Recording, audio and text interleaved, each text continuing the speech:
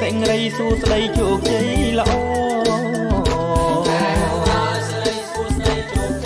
សម្រាប់បំផុតនៅពុទ្ធបរិទ្ធិបវរសេរីសួស្តី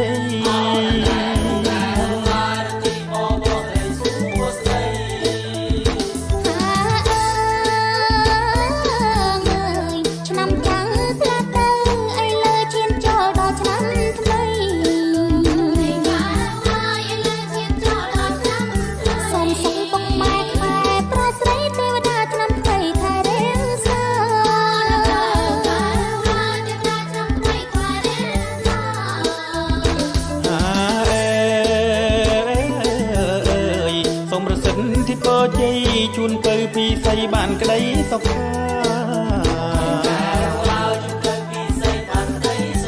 nămថ្មីចិនថ្មីល្អថ្លៃថ្លាកុំឲ្យសង្សារផ្លាំងប្រូថៃ